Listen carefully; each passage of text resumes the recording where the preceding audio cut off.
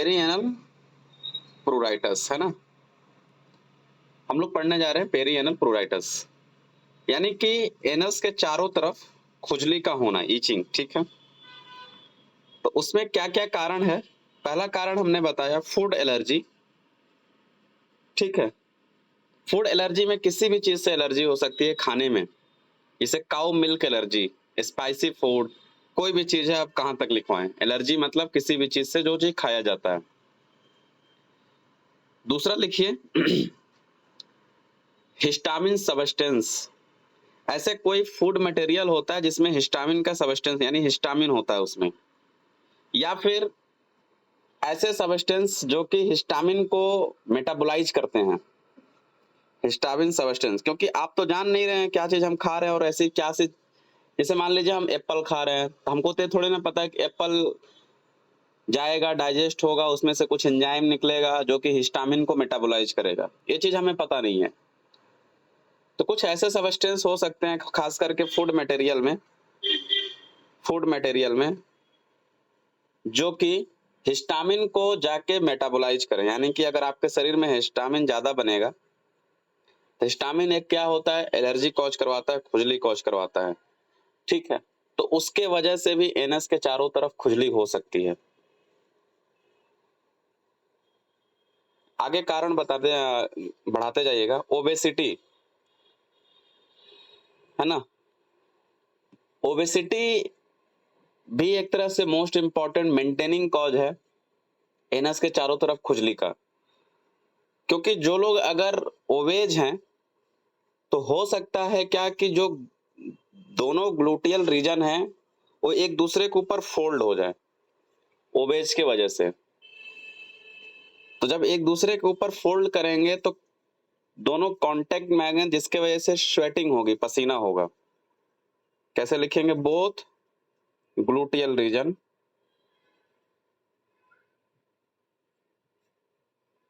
Fold together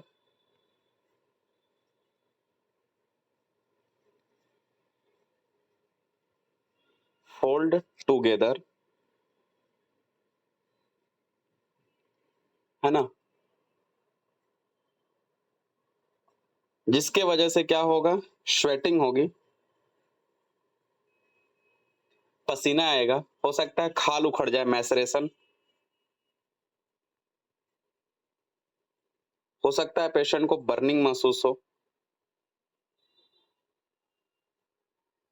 हो सकता है इरिटेशन हो, है ना।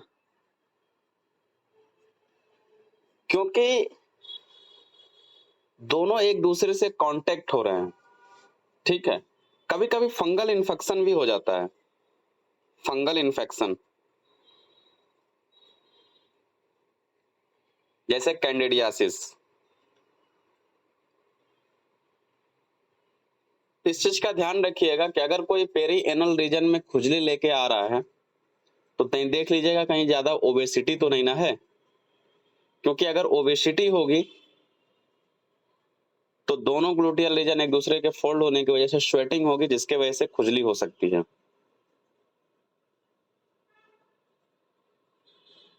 ठीक है,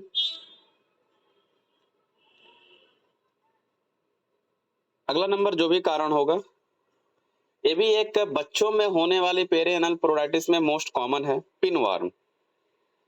बड़ों में भी हो सकता है, पेट में कीड़ी होना जिसके वजह से रेक्टम में खुजली होता है। ठीक है, जैसे कि ये वर्म है एंट्रोबियस वर्मी कुलेरिस। ये सिलेंड्रिकल वर्म होता है, निमेटोड्स है, 6 से 7 मिलीमीटर तक का होता है। क्या है, सिलेंडर निमेटोड्स है ये। ठीक है, जो कि अक्सर पेट में जो कीड़ी पाई जाती है वो ये होती है। ठीक है,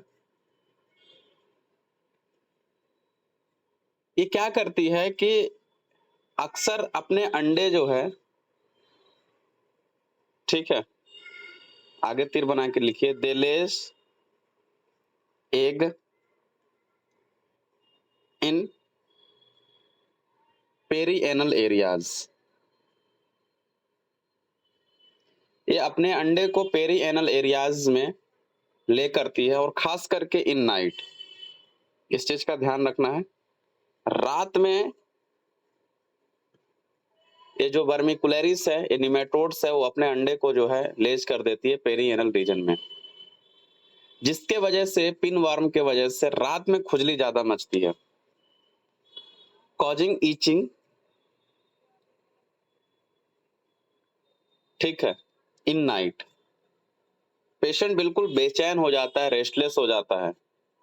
ठीक है, नॉक्टर्नल रेस्टलेसनेस बोला जाता है, खुजली के वजह से परेशान है। ठीक है, इतनी खुजली हो रही है उस पिनवर्म के वजह से कि वो बंदा जो है बेचैन हो गया है ना। ऐसे पेशेंटों का वेट लॉस भी होता है।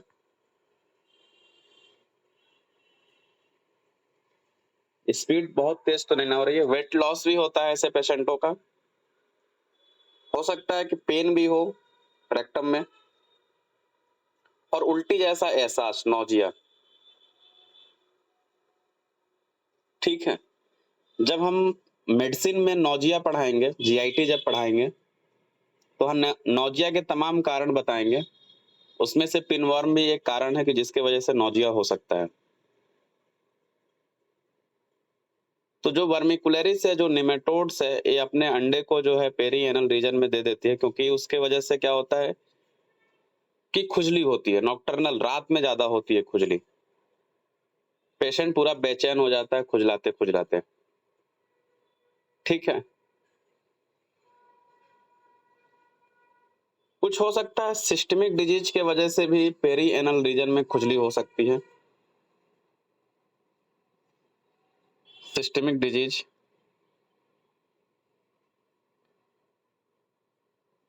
जैसे कि मान लीजिए कि डायबिटीज मेलाइटस, जिनको डायबिटीज है उनका फंगल इन्फेक्शन होने के चांसेस ज्यादा होता है, ये मेडिसिन में पढ़ाया जाएगा, क्योंकि इम्यून सिस्टम जो है वीक होता है। डायबिटीज के पेशेंट के इम्यून सिस्टम इतना ज्यादा ब्लड से ग्लूकोज खा खा के मोटे हो जाते हैं, यूं कहो आलसी हो जाते हैं, ध्यान नहीं देते हैं। तो डायबिटीज के पेशेंट को कैंडिडियासिस होने का चांस ज्यादा रहता है। आप लोग पैनिक नहीं होइएगा, ये कैंडिडियासिस जो है इसी डर्मा में ही पढ़ना है, आगे हम लोग पढ़ेंगे काफी लास्ट में। यूरेमिया, सिस्टमिक डिजीज में यूरेमिया अगर किसी को है, यानी कि किडनी फेल की अगर है, तो आपको पता है कि किडनी अगर फेल है है ना, तो ब्लड में टॉक्सिसिटी बढ़ेगी, टॉक्सिक इंक्रीज इन ब्लड। तो टॉक्सिक जब बढ़ेगा तो हो सकता है उसके वजह से खुजली हो। ठीक है, नंबर आगे बढ़ाते जाइएगा इसी सिस्टमिक में। इन्फ्लामेटरी बाउल डिजीज हो सकता है, उसके वजह से भी खुजली मच सकती है। अबे क्या होता है, मेडिसिन का टॉपिक बड़ा टॉपिक है, इसको छोड़ दीजिए। आयरन डिफिशियंसी एनीमिया, एनीमिया के वजह से भी जो है पेरी एनल रीजन में खुजली मच सकती है।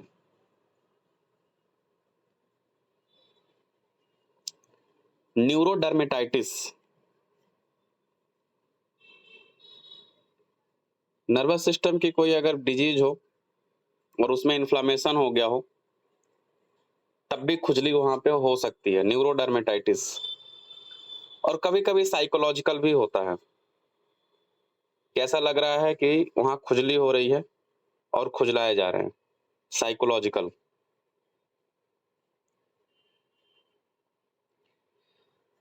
कभी कभी पाइल्स के भी मरीज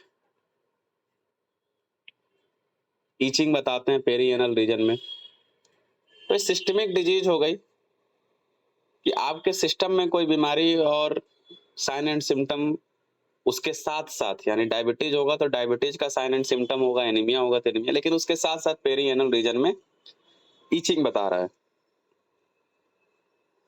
कुछ डर्मेटोलॉजिकल बीमारी की वजह से भी हो सकता है, यानी स्किन डिजीज के वजह से, डर्मेटोलॉजिकल डिजीज, जैसे कि एटॉपिक डर्मेटाइटिस हम लोग पढ़ चुके हैं। एटॉपिक डर्मेटाइटिस यानी कि एलर्जी से कॉज होने वाले डर्मेटाइटिस, एटॉपिक डर्मेटाइटिस। हो सकता है सीबोरिक डर्मेटाइटिस, ये अभी हम लोग आगे पढ़ेंगे। नहीं, शायद ये भी हो गया सीबोरिक डर्मेटाइटिस, जो भी हो, इसके वजह से भी खुजली हो सकता है। और तीसरा है, ये सब स्किन की बीमारी है। तीसरा है पेरी एनल कॉन्टैक्ट डर्मेटाइटिस।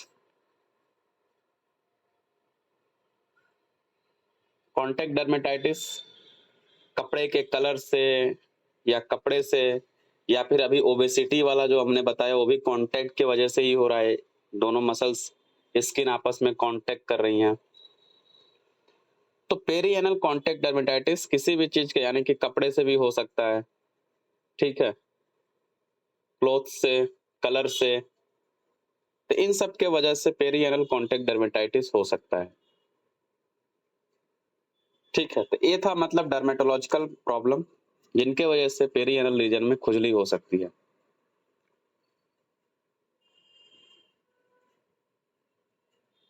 जो भी नंबर हो, कुछ ड्रग्स के वजह से भी इरप्शन हो जाते हैं, जैसे फिक्स ड्रग इरप्शन बोला जाता है।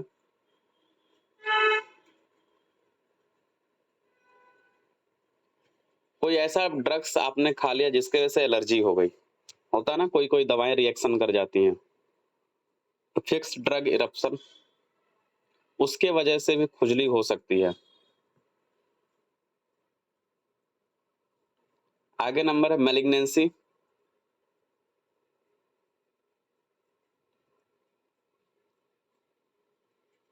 यानी कि कैंसर हो गया है, कैंसर, ठीक है,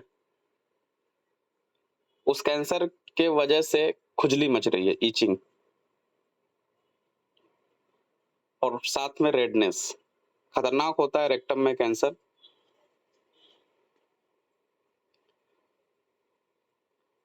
तो अगर रेक्टम में अगर कैंसर हो जा रहा है, ठीक है, उसको बोला जाता है, जैसे देखिए आप लोगों को पता होगा पजेट डिजिट के बारे में, अभी लिखिएगा नहीं, पजेट्स डिजीज, ये जो है मेमोरी ग्लैंड में, केवल सुनिए अभी फिर लिखिएगा, मेमोरी ग्लैंड में कैंसर होता है, ठीक है, यहाँ खुजली हो रहा है अगर किसी फीमेल को, ठीक है, और खुजलाते खुजलाते अगर काफी दिनों से खुजली है और थोड़ा सा बात आगे बढ़ गई है, इरप्शन हो रहा है, वहां पे इन्फेक्शन हो रहा है, तो हो सकता है कि वहां कैंसर डेवलप हो रहा है। इस चीज का ध्यान दीजिएगा। उसको पजेट डिजिट बोला जाता है और ये कैंसरस होता है, उसको बोला जाता है मेमोरी पजेट डिजिट। मेमोरी, आप लोग गूगल करके इसके बारे में और जानकारी ले लीजिएगा। मेमोरी पजेट डिजीज खतरनाक होता है, फोटो देख लीजिएगा कैसा होता है ये, ठीक है। तो अगर मेमोरी ग्लैंड पे ईचिंग हो रही है और काफी दिनों से हो रही है तो एक बार जांच करवा लीजिएगा कि क्या हो रहा है। तो ये मेमोरी ग्लैंड की बीमारी है, पजेट साहब ने खोजा था। ये बीमारी अगर भाग जाए और भाग के एक्स्ट्रा मेमोरी हो जाए, एक्स्ट्रा मेमोरी,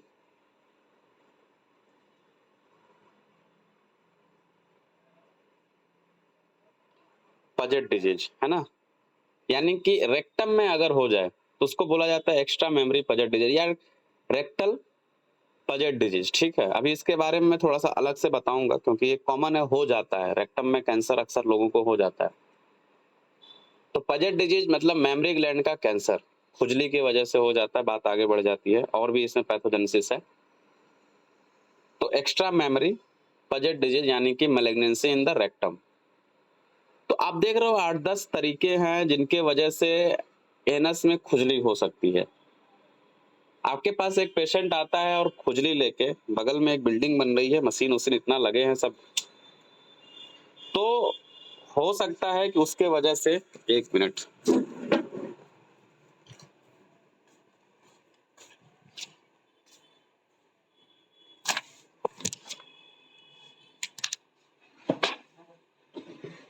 ठीक, यहाँ कुछ कम है। तो हो सकता है कि इन सारे कारणों को आपको फाइंड आउट करना होगा कि इनमें से क्या एग्जैक्ट कॉज है। हम लोग जनरली पिनवार्म को मान के चलते हैं कि हो सकता है पिनवार्म हो, तो लेकिन उल्टी वाला सिम्टम मिलना चाहिए। आपके पास जब पेशेंट आता है किस चीज का, पेरिएनल रीजन में ईचिंग का, तो आपको एग्जामिनेशन करना चाहिए बकायदे उस एरियाज को, examination the areas, history taking करिए अच्छे से, है ना, हिस्ट्री टेकिंग करिए, कोर्स पूछिए कब से शुरू हुआ है,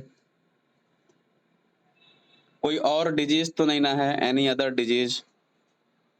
अब ये आप लोग बेहतर जानते हैं क्या क्या पूछना है, एनी अदर डिजीज, ओबेसिटी वगैरह को देखिए, है ना,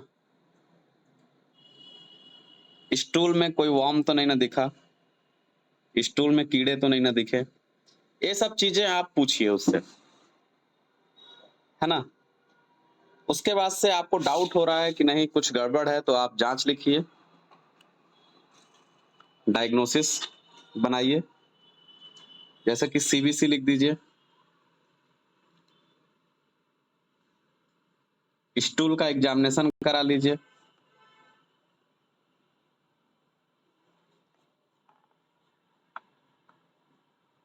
ठीक है, ब्लड शुगर टेस्ट करा लीजिए।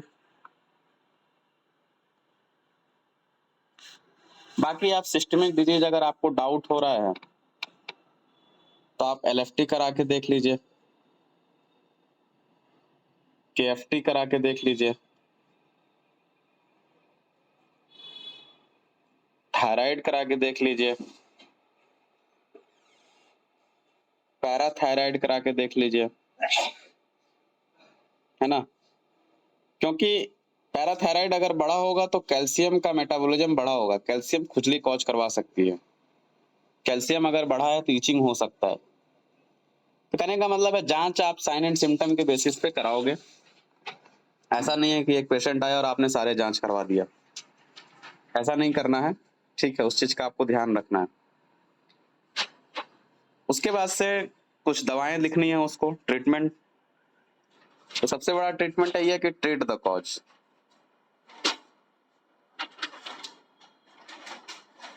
ट्रीट द कॉज, जो भी दिक्कत आ रही जहां से उसको आप ठीक करिए, सिस्टमिक डिजीज है तो उसको ठीक करिए, किडनी खराब है तो उसको ठीक करिए, साथ में एंटी हिस्टामिन ड्रग्स दीजिए,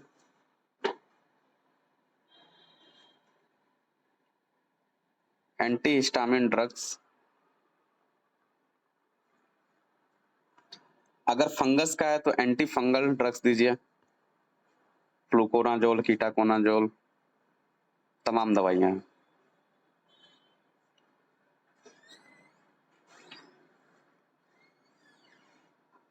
अगर कीड़े हैं, वॉर्म्स हैं,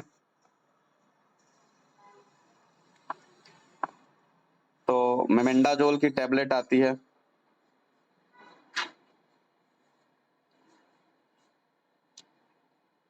एल्बेंडाजोल ग्रुप की है, मल्टीप्लाई बाई 3 डेज। अगर आप ये दवा ले रहे हो तो 3 टैबलेट खाना है रोज रात में सोते वक्त, और अगर आप एल्बेंडाजोल ले रहे हो तो 1 टैबलेट पर्याप्त है। 6 महीने में 1 टैबलेट वैसे भी खा लेना चाहिए। साफ सफाई पे ध्यान दीजिए, पेशेंट को बताइए भाई वहां साफ सफाई करिए। छोटे बच्चों को अगर पिनवर्म बहुत परेशान किया हुआ है तो पेपर टेप आता है ना, उस पेपर टेप को वहां चिपका दीजिए और चिपका के उखाड़ दीजिए।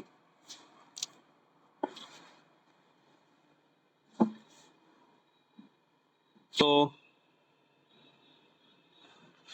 ये तमाम दवाइयां हैं, होम्योपैथिक मैनेजमेंट में आपको क्या ही दवाएं बताएं, आपको तो पता ही है। तुम लोग खुद बताओ होम्योपैथिक दवाइयाँ, जल्दी जल्दी बताओ, एक एक दवाइयाँ बता दो,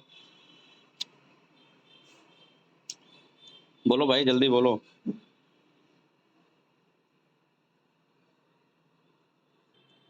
हेडिंग डालिए थोड़ा सा, पजेट डिजीज के बारे में देख लीजिए आप लोग। इसका पजेट्स डिजीज का आप लोग इमेज देख लीजिएगा, थोड़ा सा ये दिखाना ऑकवर्ड है कि थोड़ा सा अजीब है, देख लीजिएगा खुद से।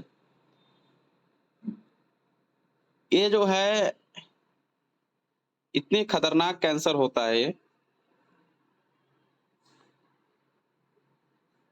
ये जो इसका अपीयरेंस होता है ये स्ट्रॉबेरी की तरह होता है, और उसके ऊपर ऐसा लगता है क्रीम है। आप लोग गूगल करिए तुरंत इसके बारे में,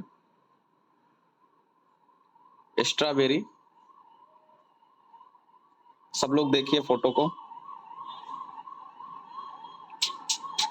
ए बच्चा लाइट चालू कर दो। विथ क्रीम, ऐसा लगता है कि उस पे कुछ रखा हुआ है ना। स्ट्रॉबेरी विथ क्रीम्स, लाल लाल उभरा उभरा सा रहेगा, काफी बेकार सा देखने में लगता है ये, ठीक है।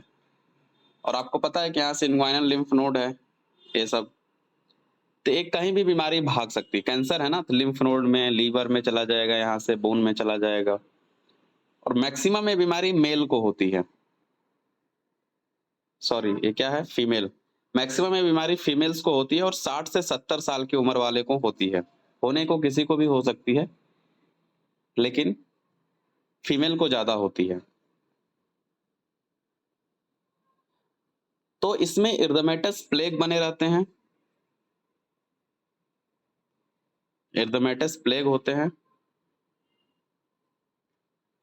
साथ में उसमें वीपी ऊजिंग करता है, यानी कुछ ना कुछ निकलता रहता है, ऊजेज करता है। और कभी कभी अल्सरेटिव यानी पूरा घाव बन जाता है। काफी बेकार सा लगता है देखने में, काफी खतरनाक बीमारी है ये। दोनों जगह का आप लोग देख लीजिएगा, मेमोरी ग्लैंड का भी और यहाँ का भी। मेल में कभी कभी अगर होता है तो ये स्क्रोटम और पेनिस में मतलब फैल जाता है, ठीक है। पजेट्स कहीं भी अगर आपको डायग्नोसिस में पजेट दिख गया तो मान के चलिए कि, मान के क्या चलिए, वो कैंसर हो गया है, ये जान जाइए कि उसको कैंसर हो गया है, ठीक है। मैंने पजेट डिजिट का केस सर के यहाँ देखा है, रेक्टल कैंसर का। उसमें भयंकर ब्लीडिंग होती थी, मतलब एकदम ब्लीडिंग तो रुकता ही नहीं था, हालांकि उसको नाइट्रिक एसिड से आराम है। तो पजेट डिजीज जो है हो सकता है, बायोप्सी में पजेट सेल दिखते हैं, मतलब बड़े बड़े से सेल दिखते हैं, हालांकि वो सब छोड़ दीजिए, लैब वाले का है। यहाँ बताने का बेसिकली यहाँ पे आ गया था, थोड़ा सा मैं बता दिया हूँ कि लाल लाल देखने में लगेगा, स्ट्रॉबेरी कलर का रहेगा, उस पर हल्का सा क्रीम सा लगेगा, ठीक है। तो ये देखने को मिलेगा, कभी कभी ये बीमारी भाग जाती है। स्किन ग्राफ्टिंग करके वहां से आप कैंसरस सेल को आप फाइंड आउट कर सकते हो, कि वहां से लाके थोड़ा सा बायोप्सी करा लीजिए, देख लीजिए कैंसरस सेल तो है नहीं। बाकी आपको पता है कि कैंसर है तो कीमोथेरेपी और रेडियोथेरेपी चलेगा, ठीक है। तो पेरी एनल में खुजली को आप इग्नोर नहीं कर सकते, कभी कभी ये मेंटेनिंग कॉज होता है और ये परेशान करती है, ठीक है। ठीक है, हेडिंग डाल दीजिए, पेम्फिगस वल्गेरिस। इसका भी फोटो देख लीजिएगा, आपको नाम से ही लग रहा है ना, पेम्फिगस का मतलब तो हम बता ही देंगे, वल्गेरिस मतलब नहीं, लोग कहते हैं कितना वल्गर लग रहा है यार, कितना बेकार लग रहा है देखने में। मेल फीमेल दोनों को ये बीमारी होती है, बहुत बेकार लगता है देखने में, पेम्फिगस वल्गेरिस, ठीक है। तो हेडिंग डाल के छोड़ दीजिए।